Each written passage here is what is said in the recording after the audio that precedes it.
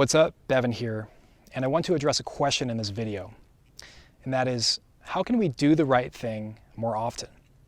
Whether that's hitting the gym, or eating clean, or meditating, or maybe that's reading more, or simply not procrastinating, or saying hi to a girl at the bar. How can we do the right thing more consistently? And there are many answers to this question. For example, we can forge new habits, we can adopt new mindsets, we can surround ourselves with motivated people. However, in many cases, the best thing we can do is to cultivate internal toughness and discipline. Because the more disciplined we are, the more we can take right action in the face of laziness and resistance.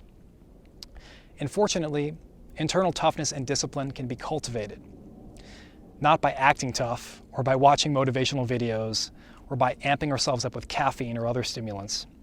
Rather, we become stronger internally when we take actions that raise the standard that our minds hold us to. And I'm going to talk about 3 ways that we can raise that bar so that we can do the right things more often.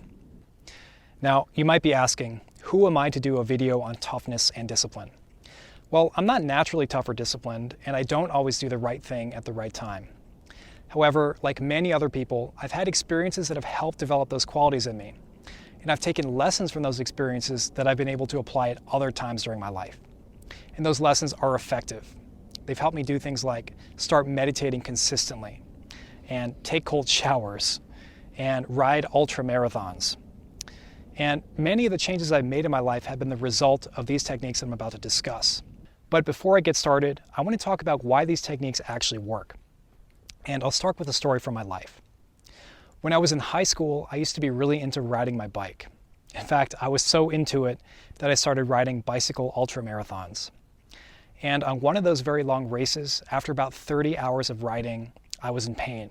In fact, I was more physically beat up than I'd ever been. And what kept me going wasn't natural toughness. Rather, it was the thought of even worse pain that I'd been through. Because, like many other people, I was kind of depressed in high school. And when contrasted to the pain of that depression, the pain of cycling for 2 days was manageable. Now, my pain is nothing special. Everybody goes through pain, and I know you have as well. The point is that when we go through hard times, like you and I both have, other hard tasks can seem easier by comparison, and we can often have the confidence to take on those new challenges. That's the result of a cognitive bias called the contrast effect. And the 3 techniques I'm going to discuss all use the contrast effect in order to raise the standard of internal toughness that we hold ourselves to. So the first way to raise our internal standard of toughness is to do big and challenging things. This will create contrasting experiences that will condition our minds to a higher standard. And you can go wild with this one. In fact, you should aim high. So go backpacking for a month, fast for 72 hours, meditate for 10 days. When you tackle big challenges like those, you're showing your mind evidence that you've leveled up. And with the bar raised in that manner, your mind will be more conditioned for taking action regardless of how you feel, because that action will feel less difficult compared to what you've already done. And the key here is to really embrace your challenge, because if you go into it and you're just dreading it and resisting it, you're just going to show your mind that it sucks to do tough and disciplined things. But if you aggressively confront your challenge, you'll train your mind to do the same for other difficult tasks. Another way to condition yourself for mental toughness is to set a daily standard that you will not violate.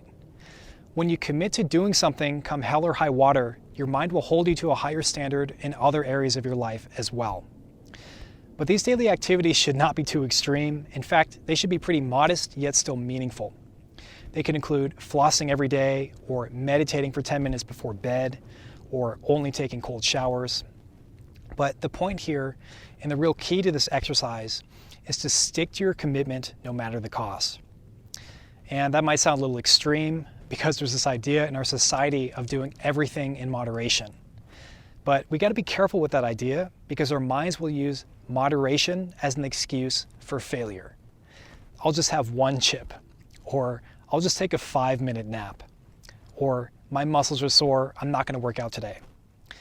However, if you want to level up, you've got to draw a line in the sand.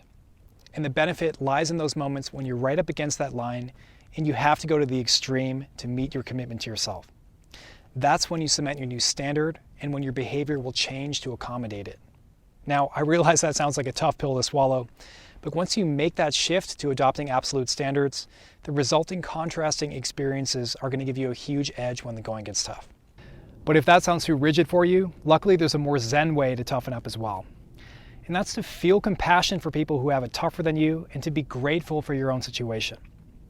Now, I realize that sounds like the lamest advice in the world, but this is probably the most effective technique if you can apply it consistently. So, whenever you're resisting doing the right thing, whatever that may be, think of someone who'd give anything to be in your position. Think of someone who you'd not want to trade places with. Think of someone who's had it tougher than you and yet who's still accomplished more. Now, I don't mean to moralize, and the point here is not to guilt trip you. Rather, this is simply an effective mental trick for overcoming resistance in the moment. It'll put you into a state of compassion, gratitude, and presence, and if you make that a habit, it will level up your personal standards. These three techniques are ways that we can set the standard that our minds hold us to. And the alternative is to let other people set our standards for us. And that's how most people live. By default, we absorb the standards of the people around us and of the media we consume. And those standards suck. They're pretty pathetic. Toughness and discipline are not fashionable. And even in self-development, those values are pushed aside in favor of quick fixes and magic pills. So let's forge our own standard of mental toughness. We can do that by tackling big challenges, by setting a daily standard and sticking to it, and by feeling compassion and gratitude. When we do those things, hard tasks will seem easier and we'll be able to do the right thing more often. Now, I know it's one thing to get all fired up about being disciplined, and it's another thing to actually do it. So I'll leave you with some exercises that you can use to put these ideas into practice now.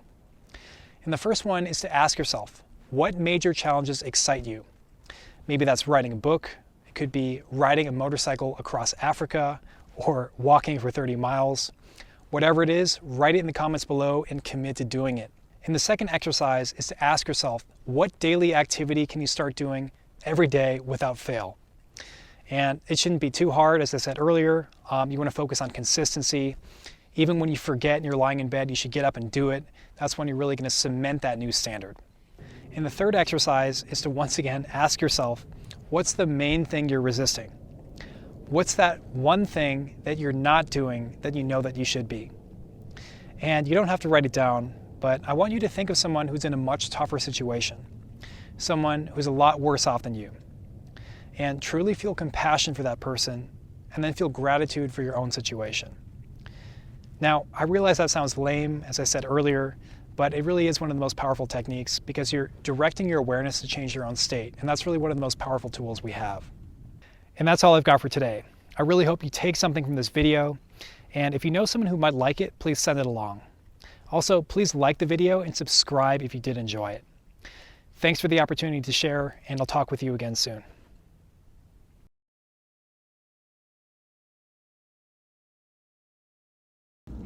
Hey guys, what's up? About to shoot a video on toughening up, discipline, and all that kind of stuff. Just thought I'd show you where I am. I'm gonna go up there and find a place to set up the tripod. It's one of my favorite places on earth, here in California, amongst the redwoods. Talk to you soon.